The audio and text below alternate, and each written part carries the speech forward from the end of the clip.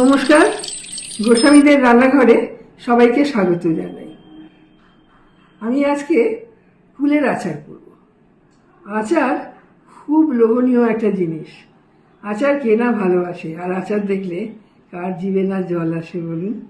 ছোট ছোট ছোট বাচ্চা থেকে বড়রা সবাই আমরা আচার ভালোবাসি। আমি আজকে এই কুলের আচার বেশ মিষ্টি করে করব। কুলগুলো বেশ বড়, দেখুন আমার কাছে 1.5 কিলোর একটু বেশি কুল আছে। কুলগুলো বেশ বড় সাইজের। এগুলো আমি একটা একটা করে খুব ভালো করে ধুয়ে নিয়েছি আর মুছেও নিয়েছি জল ঝরিয়ে নিয়ে। এবার আমি এটাকে একটা কাপড়ে, পাতলা কাপড়ের ওপরে ভালো করে মিলে দেব আর ফ্যানের নিচে 2 ঘন্টা শুকিয়ে নেব। এটা আমি কেন করব আপনাদের বলি, যে আচারের প্রথম এবং প্রধান উপকরণ হলো রোদ। রোদে দিয়েই একটু শুকিয়ে নিতে হয় আম, আমড়া বা অন্য কোনো জিনিস, যেমন ধরুন কুল। এগুলোর আচার করতে গেলে বা মিক্স ভেজিটেবলের আচার অনেকে করেন, সেগুলো করতে গেলে একটু রোদ খাইয়ে নিতে হয়। কিন্তু সবার বাড়িতে তো রোদ আসে না, বিশেষ করে যারা আমরা শহর অঞ্চলে থাকি।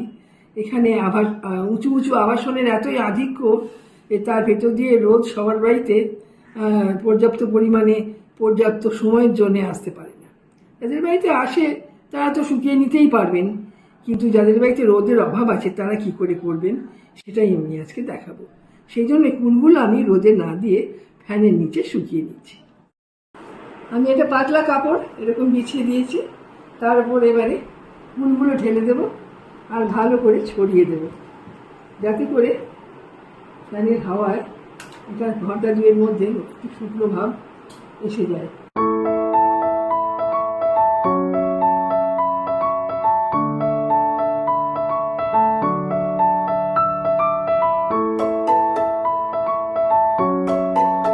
ফ্যানটা ফুল স্পিডে চালিয়ে দিয়েছি। 2 ঘন্টা এই ফ্যানের নিচে রাখবো, তারপর আমি এটা আচার করার জন্য নিয়ে নেব। ফুলগুলো একপাশে সরিয়ে রেখে আমি এখন আচারের জন্য যে মশলা লাগবে সেটা করে নেব। মশলার জন্যে আমি একটা বোলের মধ্যে নিয়েছি এই চামচের 1 চামচ সবুজ মৌরি, যেটা 5 ফোড়নের সঙ্গে থাকে না। 5 ফোড়নের সঙ্গে যে মৌরিটা থাকে সেটা একটু মোটা হয়, আপনারা সেটাও নিতে পারেন। তবে আমি সবুজ মৌরিটাই নিয়েছি, এই চামচের 1 চামচ। আর এই চামচের 1 চামচের একটু কম দিয়েছি জিরে, 1 চামচ কালো জিরে, আর 1 চামচ জোয়ান, 1 চামচ মেথি, আর 1 টেবিল চামচ সাদা সর্ষে আর 1 টেবিল চামচ কালো সর্ষে। মেথিটা আমি কম দিয়েছি, তার কারণ মেথিটা বেশি দিলে তেতো হয়ে যায় স্বাদটা, আর না দিলে আবার সুগন্ধ হতে চায় না আচারে। তাই মেথিটা মাস্ট, মেথিটা দিতেই হবে, তবে পরিমাণে কম। সেই সঙ্গে মিশিয়ে নিয়েছি 2টো শুকনো লঙ্কা। এখন আমি এটা হালকা করে ভেজে আর একটু মোটা করে গুঁড়িয়ে নেব। মশলাগুলো আমি ভাজতে দিয়ে দিচ্ছি।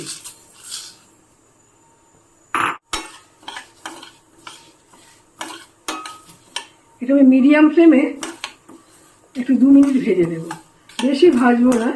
যে এটা থেকে একটা সুগন্ধ আসবে তেমনি আমি গ্যাসটা বন্ধ করে দেব আর কিছুক্ষণ নেড়ে নিয়ে আবার নামিয়ে দেব। মশলাটা ভাজা হয়ে গেছে, বেশ সুগন্ধ আসছে। আমি এখন গ্যাসটা বন্ধ করে দিচ্ছি, আর গ্যাসটা বন্ধ করে দেওয়ার পরে আর একটু নেড়ে নিয়ে আমি নামিয়ে নিচ্ছি। তারপর ঠান্ডা হয়ে এলে তখন আমি মিক্সিতে গুঁড়ো করে নেব।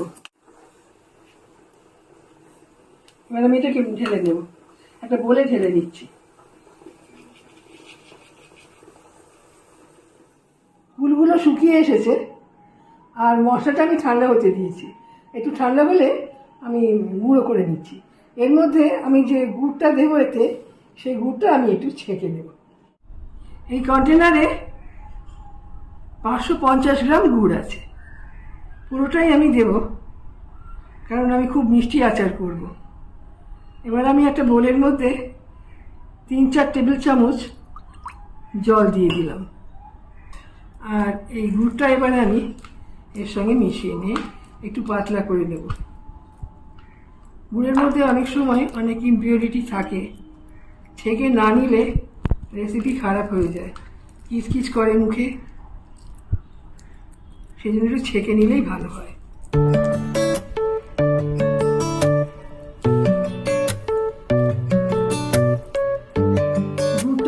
জলে গুলে নিয়েছি। এবার এটা আমি ছেঁকে নেব। একটা স্ট্রেনারের মধ্যে আমি একটা পাতলা কাপড় বিছিয়ে দিয়েছি, এতে করেই আমি ছেঁকে নেব।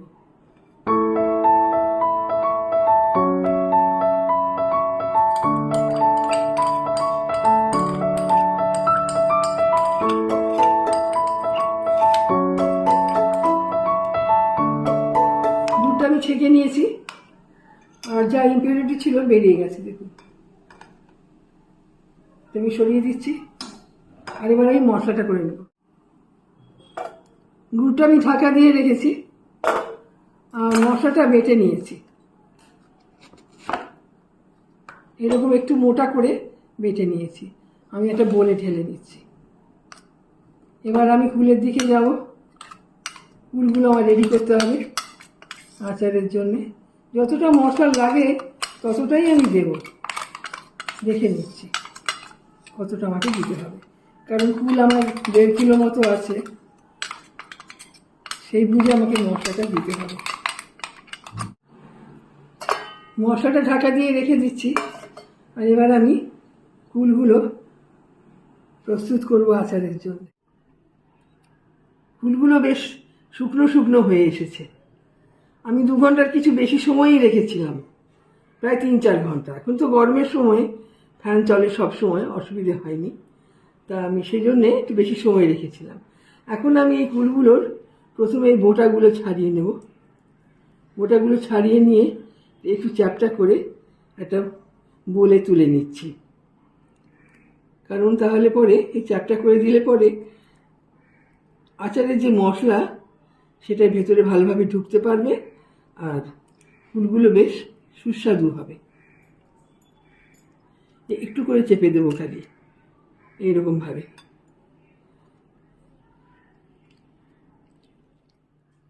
আমি একটা কড়াই বসিয়েছি আর গ্যাসটা অন করেছি।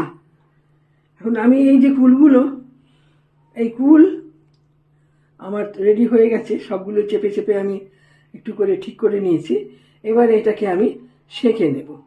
এখন শাকার সময় ওভেন থাকলে ওভেন একটু গরম করে তাতে 5 মিনিট রেখে দিলেও হবে, তা নাহলে কড়াইও হয়ে যাবে, কারণ এটা রোদে শুকোয়নি তো, হাওয়াতে শুকিয়েছে, ফলে এটাকে একটু সেঁকে নিতে হবে। আমি এগুলোকে একটু করে সেঁকে নেব কুলগুলো।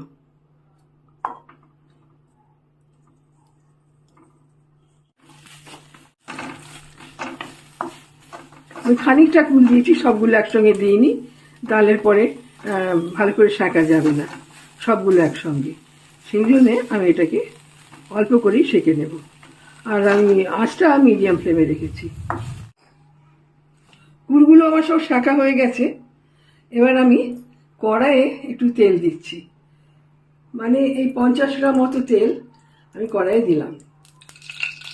কড়াইয়ের তেল গরম হয়ে গেছে, আর আমি তেলটা এখন এই খুন্তির সাহায্যে চারদিকে একটু মাখিয়ে দিচ্ছি, যাতে কুলগুলো ভাজার সময় আটকে না যায় কড়াইয়ের গায়ে।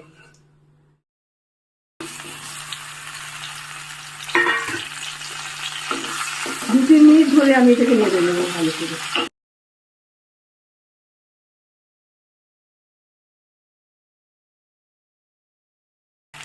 এবার দিচ্ছি পরিমাণ মতো নুন। আমি তো মিষ্টি আচার করব, নুনটা একটু কমই রাখলাম পরিমাণে। আর আমার সন্দন নুন, এটা তেজ খুব বেশি, তাই আমি বেশি দিলাম না। আর যে কোনো মিষ্টি জিনিসে নুন দিতে গেলে একটু কমই দিতে হয়, তবে যারা নুন একটু বেশি খেতে ভালোবাসেন তারা দিতে পারেন। তাই বলছি নুনটা পরিমাণ মতন দেবেন। 4 চামচের 8 চামচ হলুদ দিয়ে দিচ্ছি।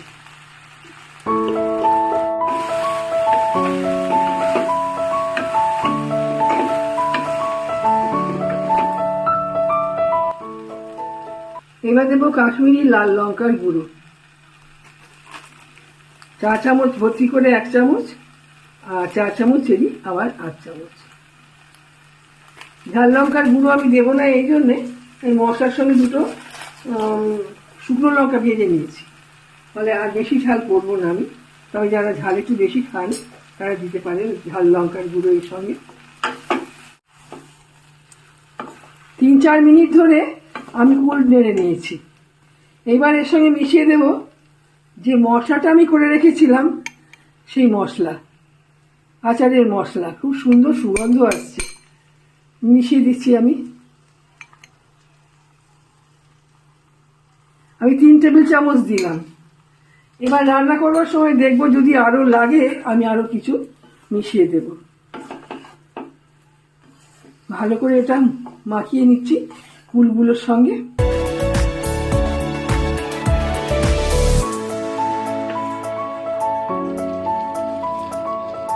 কিলো কুল আছে তো সেই বুঝে মশলাটা দিতে হবে।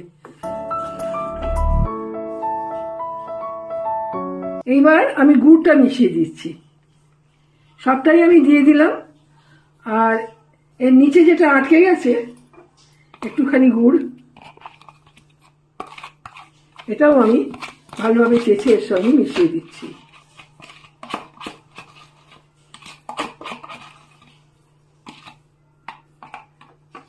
এবার আবার একবার ভালো করে নেড়ে নিচ্ছি। দেখুন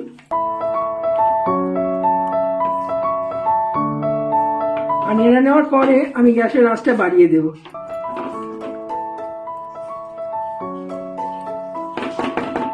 আর এটা আমি প্রায় 10 মিনিট ধরে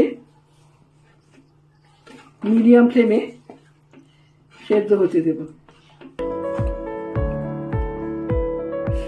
10 মিনিট হয়ে গেছে, আমি ঢাকাটা খুলে দিচ্ছি আর দেখছি কতটা হয়েছে।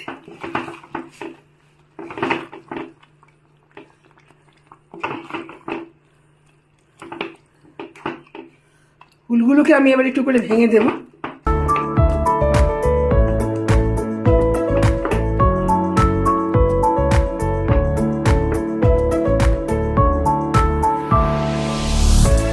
আচার একদম রেডি হয়ে গেছে, খেতে খুব সুন্দর হয়েছে।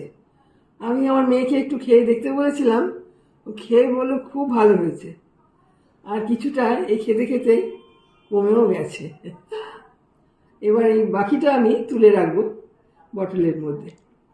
যখন আচার খাবেন তখন একটু বিট নুন মিশিয়ে নেবেন, খুব ভালো লাগবে। দেখছেন কি লোভনীয় আচার হয়েছে, খুব সুন্দর লাগবে খেতে।